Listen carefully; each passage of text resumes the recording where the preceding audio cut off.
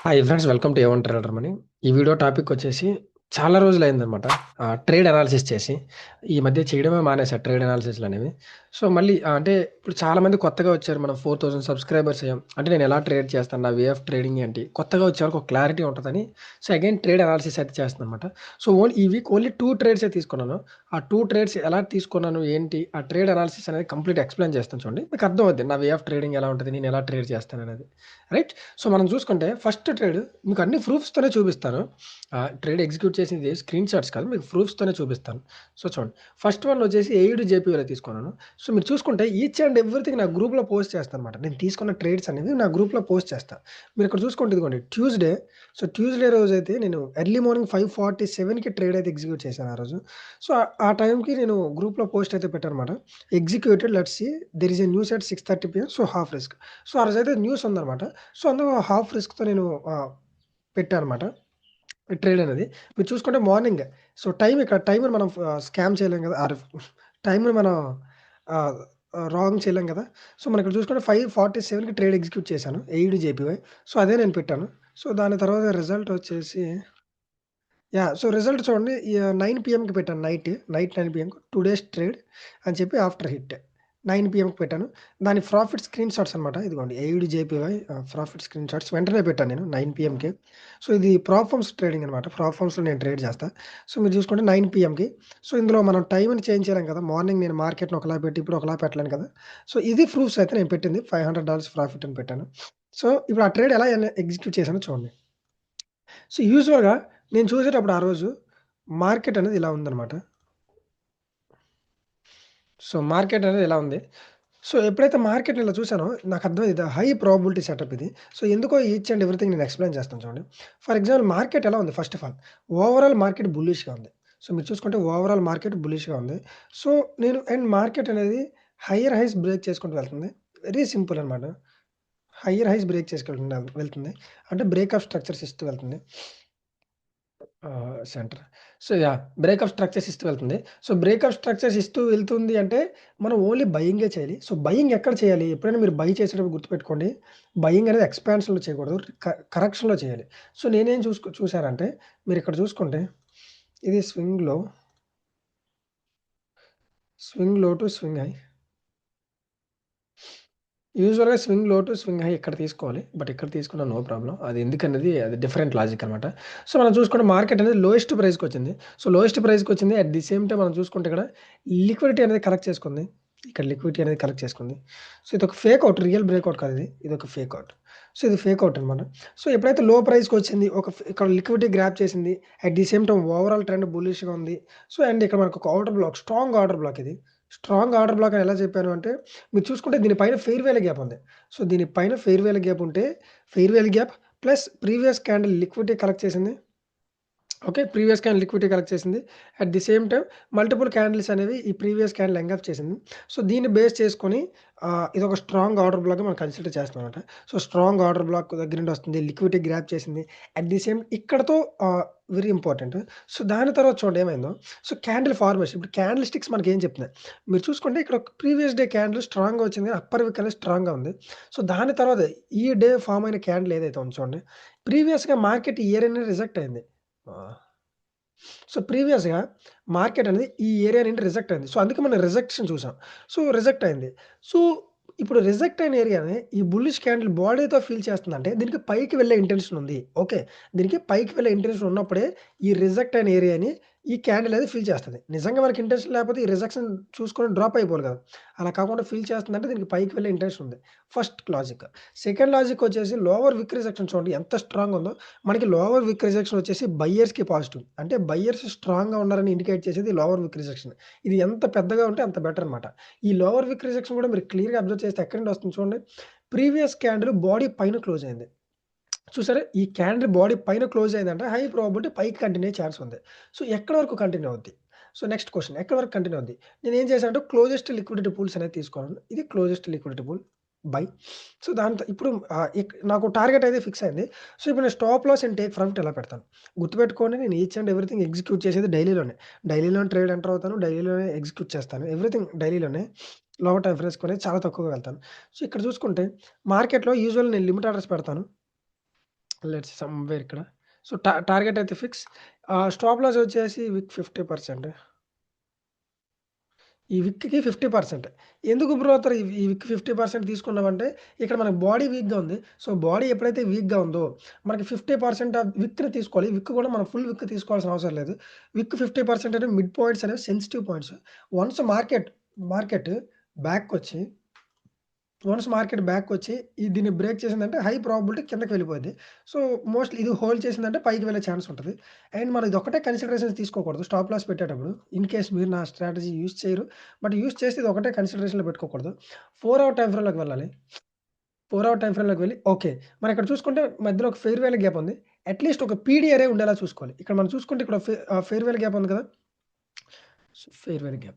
So, ఈ fair value gap ఉంది కాబట్టి ఇది ఒక మనకి స్టాప్ చేస్తదనమాట. ఇది ఒక బ్లాక్ అనమాట.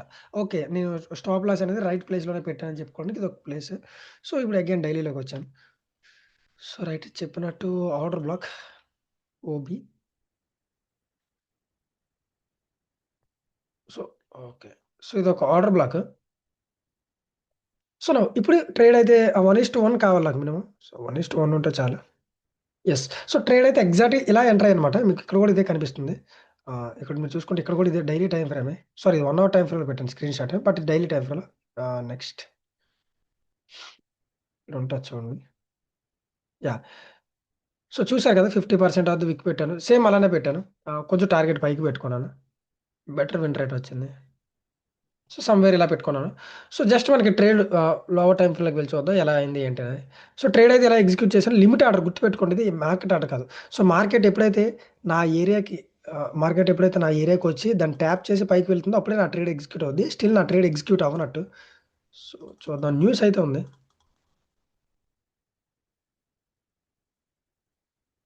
యెస్. సో, చూసారా టార్గెట్ అయితే ఇలా హిట్ అయింది. ఎగ్జాక్ట్‌లీ మీకు వాట్సాప్ గ్రూప్‌లో పెట్టింది కూడా ఇదే. సో, చూడండి. సో, ఎగ్జాక్ట్‌లీ వాట్సాప్ గ్రూప్‌లో పెట్టింది కూడా ఇదే. టార్గెట్ హిట్ అయిందని పెట్టాను. సో, ఇలా అయితే ఫస్ట్ ట్రేడ్ అనేది ఎగ్జిక్యూట్ చేశానన్నమాట. బాగా గుర్తుపెట్టుకోండి న్యూసెస్ చూసుకోండి మీరు ట్రేడ్ ఎగ్జిక్యూట్ చేసేటప్పుడు.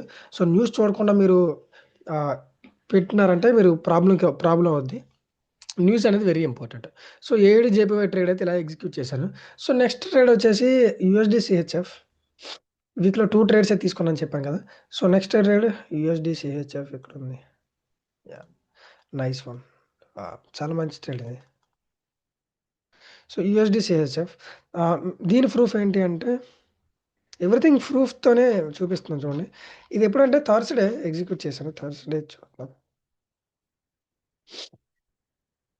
యాహ్! చూడండి 2 డేస్ ట్రేడ్ రన్నింగ్ అని కొంచెం లేట్‌గా పెట్టాను. ఇది ట్రేడ్ ఎగ్జిక్యూట్ చేశాను. బట్ పెట్టడం మర్చిపోయాను. 10:45 ఏఎంకి మార్నింగ్ 10:45 ఏఎంకి ట్రేడ్ రన్ అవుతుంది. ట్రేడ్ ఎగ్జిక్యూట్ చేశానని పెట్టాను. సో, దాని తర్వాత దాని రిజల్ట్ అనేది ఆ రోజు మిలాన్ యాక్చువల్లీ. సో, 6 పీఎంకి అనుకుంటా ట్రేడ్ టార్గెట్ హిట్ అయింది. దీని రిజల్ట్స్ యెస్. చూడండి ఇక్కడ నెక్స్ట్ డే పెట్టానన్నమాట. నెక్స్ట్ డే 12:32 పీఎంకి మీరు చూసుకుంటే యెస్టర్‌డే పెట్టాను. నేను మర్చిపోయాను అది పెట్టడం. 2 డేస్ ట్రేడ్ రన్నింగ్‌గా ఉంది కదా! దాన్ని ట్రాక్ చేస్తూ పెట్టాను. యెస్టర్‌డే ఆహ్, సారీ చూడండి యూఎస్‌డీ సీహెచ్ఎఫ్ ఇది. యూఎస్‌డీ సీహెచ్ఎఫ్ ఈ ట్రేడ్ అయితే ఎగ్జిక్యూట్ చేశానన్నమాట. సో, అది కూడా టేక్ ప్రాఫిట్ అయితే హిట్ అయింది. సో, టేక్ ప్రాఫిట్ హిట్ అయినట్టు టైమింగ్స్ ఇక్కడ మనం ఏమి మోసం చేయలేం కదా! సో, టైమింగ్స్‌తో సహా పెట్టాను. దీన్ని ప్రాఫిట్ స్క్రీన్ షాట్ షేర్ చేయలేదనుకుంటా. ప్రాఫిట్ స్క్రీన్ షాట్స్ అనేవి నేను ఆ ఎంటీ 500 తీసుకొని అక్కడ పెడతాను చూడండి. ఆహ్, స్క్రీన్ పైన పెడతాను చూడండి.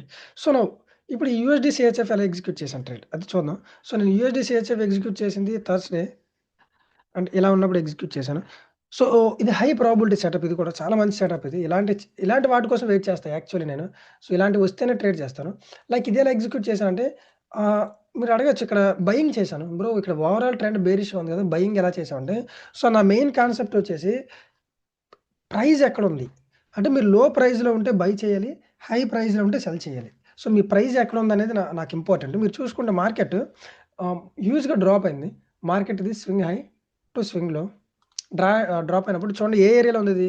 డిస్కౌంట్ ఏరియాలో ఉంది. అంటే లోయెస్ట్ ప్రైస్‌లో ఉంది. లోయెస్ట్ ప్రైస్‌లో ఉండేటప్పుడు మనం ఎప్పుడు బయింగే చేయాలి. ఓకే.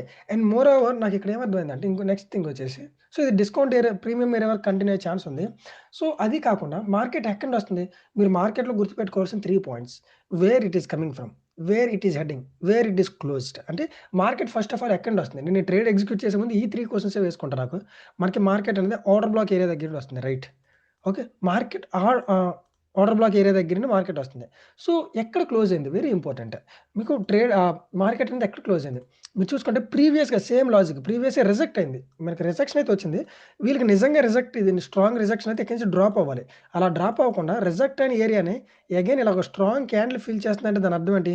ఇక్కడి నుంచి మార్కెట్‌కి కంటిన్యూ అయ్యే ఇంటెన్షన్ ఉన్నప్పుడే కదా వాటిని ఫిల్ చేస్తుంది. అది కూడా with strong bullish candle. So, ఇలా పైకి కంటిన్యూ అయ్యే ఇంటెన్షన్ ఉన్నప్పుడే మార్కెట్ అనేది ఫిల్ చేస్తదనమాట. సో, దీన్ని బేస్ చేసుకొని నెక్స్ట్ డే నేను బై అని థింక్ చేశాను. బై అని ప్రిడిక్ట్ చేశాను. సో, నౌ టార్గెట్ వచ్చేసి ఇది. సో, టార్గెట్ ఇక్కడే ఎందుకు పెట్టుకున్నా బ్రో? ఐసీటీ కాన్సెప్ట్స్ యూజ్ చేసేవాళ్ళకి తెలుస్తుంది. Closest liquidity pool. Every wick highs and lows are the liquidity pools. So, closest liquidity pool అయితే ఇది. సో, అందుకు నేను టార్గెట్ అనేది ఇక్కడ పెట్టుకున్నాను. సో, టార్గెట్ ఇక్కడ సో, ఈ ట్రేడ్ ఎలా ఎగ్జిక్యూట్ చేశానంటే సేమ్ నాకు 1:1 రిస్క్ టు రివార్డ్ రేషియో వస్తే చాలు. సో, తర్వాత నేను మేనేజ్ చేసుకుంటాను వీటిని. సో, స్టాప్ లాస్ ఎప్పుడు ఇప్పుడు బాడీ స్ట్రాంగ్‌గా ఉంది కాబట్టి బాడీ కిందన స్టాప్ లాస్ పెట్టాలి. మనకి సేఫ్ పాయింట్ అనమాట బాడీ అనేది. సో, మనం చూసుకుంటే 1:1 yes. So, 1:1 risk to reward ratio కొంచెం పైకి. Yeah! 1:1 risk to reward ratio. But ఇందులో ట్విస్ట్ ఏంటంటే మీరు 1 అవర్ టైమ్ ఫ్రేమ్‌లోకి వెళ్లి చూడండి. ఇప్పుడు ఏమైందంటే మార్కెట్ ఆ రోజు న్యూస్ ఉంది. సీపీఐ ఏదో న్యూస్ ఉంది ఆ రోజు యూఎస్‌డీ మీద. సో, అందుకు చూడండి 1:00 క్యాండిల్ చాలా స్ట్రాంగ్‌గా న్యూస్ వల్ల రియాక్ట్ అయింది. చూసారా? ఇది క్యాండిల్ ఎలా క్లోజ్ అయిందో. బట్ ఈ క్యాండిల్ చూసాను నేను కన్ఫర్మ్ అయ్యాను. ఓకే. మార్కెట్ ఎక్కించి పైకి వెళ్ళబోతుందని. ఎందుకంటే ఈ ఒక్క క్యాండిల్ విక్ ఇక్కడున్న లిక్విడిటీ అంతా గ్రాబ్ చేసుకొచ్చింది.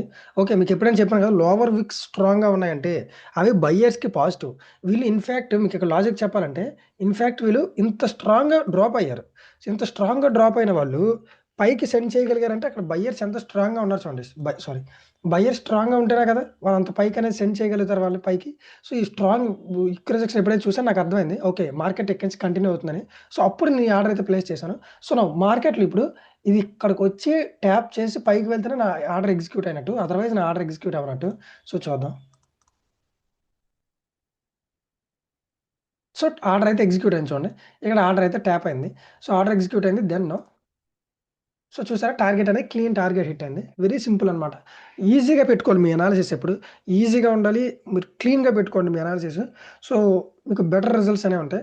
సో, ఇదే 2 ట్రేడ్స్ అయితే ఎలా ఎగ్జిక్యూట్ చేశాననేది. సో, ఇక నేను కంటిన్యూ చేయడానికి ట్రై చేస్తాను. చాలామంది అడుగుతున్నారు ఇది కంటిన్యూ చేయమని డైరెక్ట్ మెసేజ్ చేసి ట్రేడ్ అనాలిసిస్ అని. అంటే మీరు ఎలా ట్రేడ్ చేస్తారు? మీ వే ఆఫ్ ట్రేడింగ్ ఏంటి అనేది. ఓకే. సో, ఐ హోప్ మీకు వీడియో ఇన్ఫర్మేటివ్‌గా అనిపించింది అనుకుంటున్నాను. వీడియో ఇన్ఫర్మేటివ్‌గా అనిపిస్తే డెఫినెట్‌లీ లైక్ చేయండి, షేర్ చేయండి, సబ్స్క్రైబ్ చేయండి. So, thank you for watching.